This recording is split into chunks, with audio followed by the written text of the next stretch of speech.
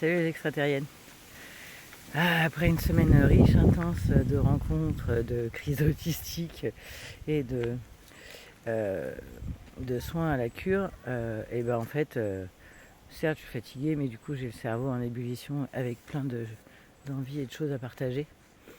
Entre autres, en particulier suite à 2 publications que j'ai vues ce matin et qui font écho avec tout ce à quoi j'ai discuté cette semaine, parce qu'en fait les 3 femmes que j'ai rencontré, une que j'avais rencontrée 15 jours avant, donc on ne se connaît pas depuis longtemps, mais avec qui, comme avec toutes les neuroatypiques, ça match tout de suite. Euh, et elles ont découvert, voilà, toutes les 3 leur neuroatypie. Une qui savait déjà plus ou moins pour l'autisme et à qui ça confirme et que ça l'aide à comprendre ses difficultés de fonctionnement. Et les 2 autres, TDAH, sans aucun doute. Et voilà. Et donc je ne fais pas le propos de la vidéo. C'est surtout que je suis tombée sur une publication. Ah oui, on recommence, je vais la faire dans l'ordre. Pas dans mon ordre à moi. Qui explique ça. Je n'ai pas besoin d'expliquer pourquoi j'ai un certain clic sur la tête, mais pour le coup, là, comme ça avait un lien, je vais en parler. En fait, je suis tombée sur une publication d'une personne autiste qui parlait de la solitude qu'elle a ressentie toute sa vie, de ce gouffre, en fait, avec les autres. Et en fait, déjà, ça m'a parlé par empathie. Et le gouffre de solitude, pas à ce point-là, mais en même temps, j'ai ressenti ça aussi, moi, toute ma vie, ce côté de se sentir seule alors qu'on est en groupe. Alors que j'étais en groupe, j'ai du mal à pas dire on. J'étais élevée en collectivité, la majeure partie de l'année. Parce que mon père était directeur de colonie de vacances, donc j'ai été toujours en collectivité. Et c'est vrai que ce soit là, à l'école, en colonie de vacances, au lycée, dans des anniversaires, partout, j'ai toujours ressenti ce truc, moi, de me sentir seule avec les autres, et en particulier avec mes partenaires dans la vie privée, dans les vies de couple, de sentir très souvent ce côté de me sentir hyper seule alors que je vivais avec quelqu'un. Et bref, alors c'est un vaste sujet. Pour terminer ça, on va dire ça comme ça. Bref, pardon, je me perds vite avec la fatigue. C'est ça, je me balade et dans ma tête et dans mes paroles. Je ressens plus ça depuis 2 ans que je me suis rencontrée moi et que je rencontre uniquement, la grande majorité des personnes neuroatypiques, parce que, désolé pour les autres, mais ça ne m'intéresse pas en fait. Plus tard ça viendra peut-être, mais pour l'instant là, moi, c'est de rencontrer des personnes qui fonctionnent pareil en fait. On se comprend. Je sais pas comment dire. De toute façon, je sais pas comment dire autrement, mais ça s'explique pas en fait. Quand on se rend compte, on sait, et puis c'est tout. Et on a toujours ce même ressenti de se dire ah mais on se comprend. On sait pas pourquoi, mais on se comprend. Du coup maintenant moi je sais pourquoi. Donc je n'ai plus ce sentiment de décalage intense et de solitude. Alors ça m'empêche pas de me sentir seule physiquement dans ma vie parfois, parce que j'aurais bien envie d'un contact avec une femme au niveau charnel, voilà. Mais sinon, voilà, je suis bien avec moi et je me sens beaucoup moins en décalage qu'avant. Et en fait, le serre-tête, c'est parce que sur cette publication de personnes qui parlaient de solitude profonde depuis toujours, il y avait des commentaires, parce que sur tout ce qui est publication autiste, TDAH, qui sont les principales que j'ai sur mon fil Instagram et que je regarde, et je lis les commentaires, ça me nourrit, parce que la grande majorité, ce sont des témoignages de personnes qui racontent leur vécu suite à la publication. Et je trouve ça extrêmement riche, intéressant, et ça m'aide moi aussi après dans mon objectif de vie là maintenant, d'aider et de transmettre aux personnes neuroa que je rencontre, qui s'ignorent ou qui se découvrent, ou qui le savent tout court, et bref, on a toujours besoin de se connaître encore mieux. Et en fait, il y avait une personne qui disait que c'était difficile dans la vie, et que en fait, il nous faudrait un code, quelque chose pour qu'on puisse se reconnaître tout de suite. Et en fait, elle a mis, on devrait tous porter un serre-tête licorne. Du coup, je l'ai mis ce matin. Voilà, dans cette idée-là.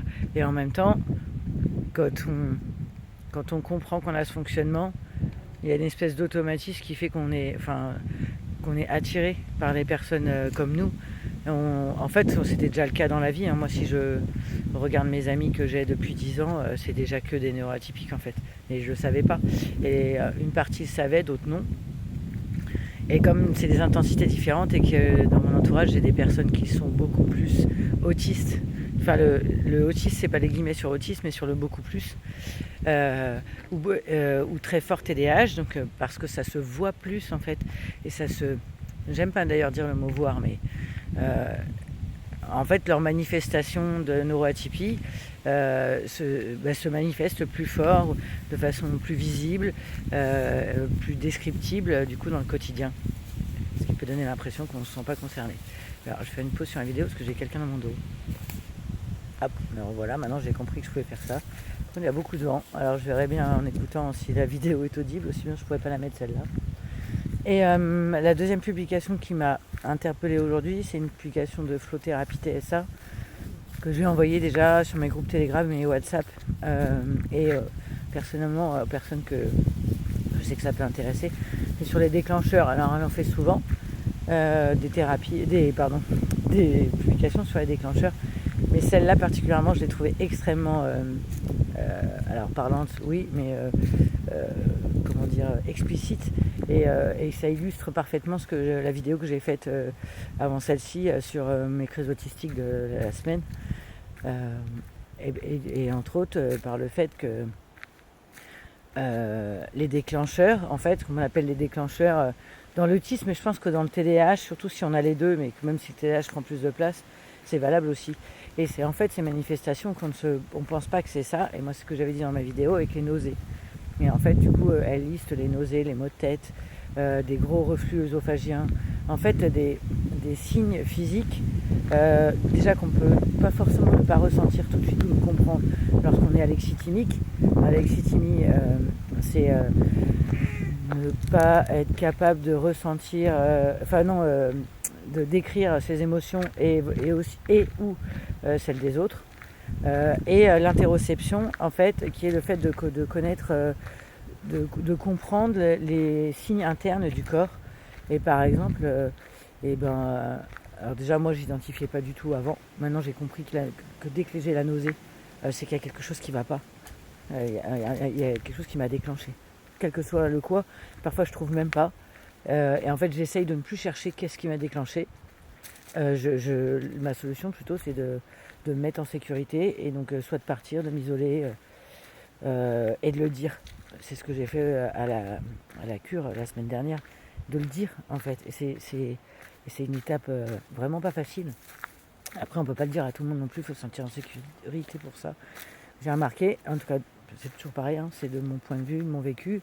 Je rappelle que j'ai la chance où j'habite en Bretagne d'être sur une commune où il y a énormément de personnes neuroatypiques.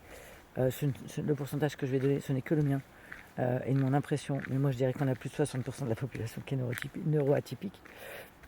En tout cas, c'est le sentiment. En tout cas, et du coup, il y a beaucoup de personnes. Donc, entre ça, plus, je suis tombée sur... de tomber sur des personnes qui connaissent, ouvertes et à l'écoute. Et bienveillantes, même pour d'autres qui ne connaissaient pas, mais qui ont ce côté d'accueillir la personne comme elle est, avec ses particularités, ses différences, et de réagir en fait avec tout le monde de la même façon.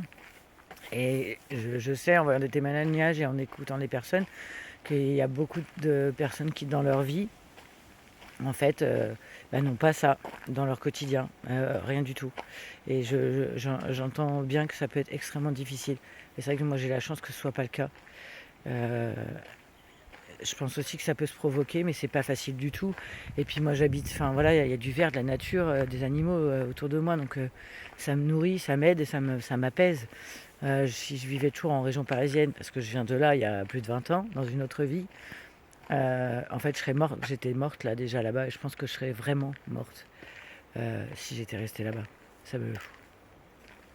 Donc je compatis avec toutes les personnes qui n'ont pas la possibilité d'avoir un entourage qui soutiennent, ou ne serait-ce qu'une personne qui comprend. Et tout l'intérêt, moi, je trouve, des réseaux, vraiment, parce que les communautés neuroatypiques, elles sont hyper importantes, et c'est 99% de la bienveillance. Il y a très peu de personnes qui font des commentaires de merde.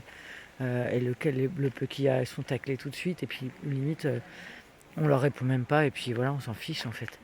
Et par contre, voilà, il y a énormément de soutien, énormément de commentaires qui permettent de se dire ah mais moi je suis pas seule, moi aussi je fais ça, ah mais ça me parle. Ben voilà, je vais refaire une pause parce que j'ai plein de gens, c'est les vacances.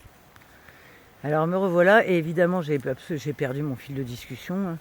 Je me suis demandé si je coupais ma vidéo là ou est-ce que je laissais tomber, je refaisais une autre. Bah non, je vais laisser tout comme ça en fait.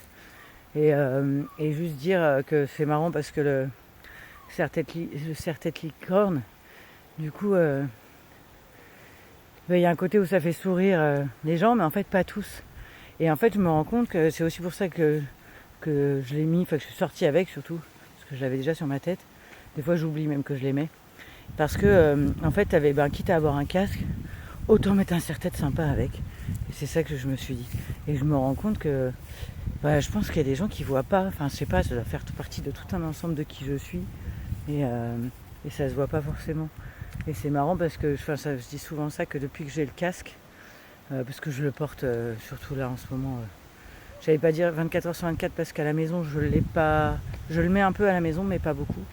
Et ça me repose tellement de le mettre même chez moi que voilà, bref. Et voilà, il y a encore du monde. En même temps je suis dans un parc pour promener les chiens en bas de la mer, donc forcément.